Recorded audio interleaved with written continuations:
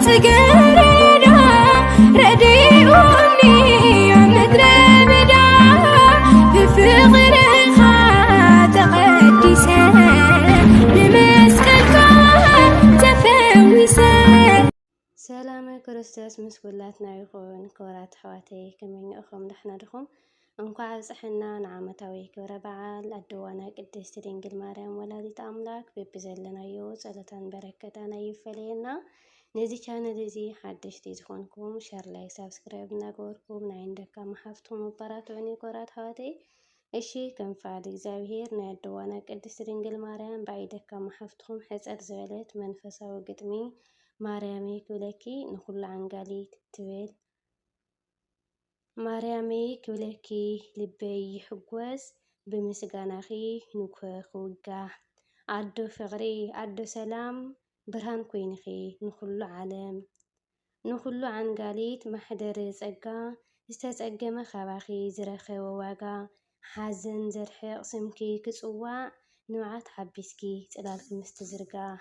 ንብዓት ሓቢስኪ ጽላልኪ ምስትዝርጋሕ ሰነ 21 ሎማዓንቲ ክነመስግነኪ ብሓባር ቀይሙና ዘመርቲ ታቦተ ጽዮን ናይ ቃል ኪዳን ነብስና ረኸበት ናይ ዘለዓለም ንድሓን ነብስና ረኸበት ናይ ዘለዓለም ንድሓን ማርያሜ ክብለኪ መቐረቱ ፍሉይ ከም መዓር ዘጥዕም ስምኪ ንጹህ ካብ ኩሉ ፍጥረታት ዝተመረጽኪ ኣዶ መድሓኒት ንስኺ ኢኺ ኣዶ መድሓኒት ንስኺ ኢኺ ንኹሉ ዓንጋሊት እታ ተጸግብ ካብ ሰማያዊ መና እተቐርብ ጸሊም ደመና ካብ ርእስና ዘርሓቅኪ ሰላም ኮይነልና ብጸሎትኪ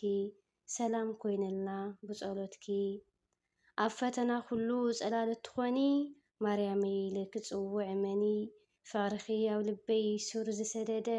ብኣኺ ዝተኣመነ ኮቶ ይሓፈረን ብኣኺ ዝተኣመነ ኮቶ ይሓፈረን ንኹሉ ዓንጋሊት ማይ ህይወት ዝፈልፈልኪ በቅድስናኺ ሰማይ ዘድነቅኪ ጸምኢ ነብስና እተርዊ ክብርኺ ዓብይ እዩ ንዘለዓለም ዝነብር ክብርኺ ዓብይ እዩ ንዘለዓለም ዝነብር ሰነ 21 መዘከርታ ቤተ ክርስቲያንኪ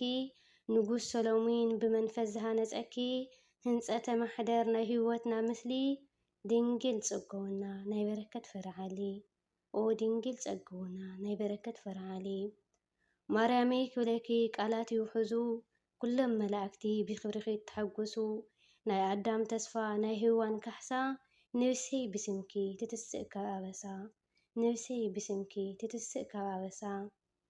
ንኹሉ ዓንጋሊት ንዘኻት ምትዕቢ ንዝተሰደደ ዕቁባ ኮይንኺ እትእክቢ ሓያል እዩ ክዳንኪ ናይ ምሕረት ኣዶ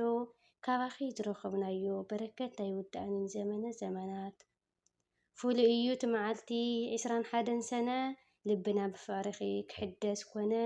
ናይ ሰማይ እጅ እታ ተርዊ ማርያመይ ንስኺ ኢኺ ዕቁባት ተዘርግሒ ማርያመይ ንስኺ ኢኺ ዕቁባት ተዘርግሒ ማርያመይ ክብለኪ ናይ ኣፌ ገጽ በቓልኪ ይቕህም ናይ ጸላኢ መርዘን ምስጋናኺ ክንገር ልሳነይ ይተሃላለኽ ስምኪ ክጽውዕ ከሎ ልበይ ይመረኽ ስምኪ ክጽውዕ ከሎ ልበይ ይመረኽ ንኹሉ ዓንጋሊት እታ ጸጋ ዝመልአኪ ፍጥረታት ኩሉ ይምርኮስ በኣኺ ጥሙ ዘጽገብኪ ጽሙእ ዘርወኺ ክብርን ምስጋናን ንዓኺ ይብጽሕኺ ክብርን ምስጋናን ንዓኺ ይብጽሕኺ ኦ ቅድስት ድንግል መለኮት ዝሓደረኪ ኣብዚ ቅዱስ መዓልቲ ሕድርና ንምህፀነኪ ንስኺ ኢኺ ተስፋና ኣብ ስደት ኮነ ዓዲ ማርያመይ ክብለኪ ኮይንና ዓብይ ፍርሓዲ ማርያመይ ክብለኪ ኮይንና ዓብይ ፍርሓዲ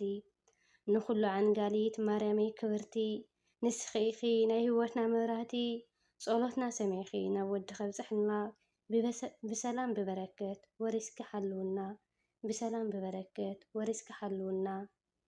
አሚን ብድጋሚ እንኳዕ ጽሕና ኣውጽሕኩም ኮራት ሕዋተይ ጸሎታን በረከታን ምስኩላትና ይኹን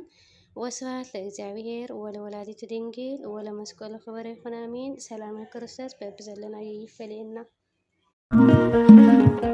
ናይ ሳሮን ትገረ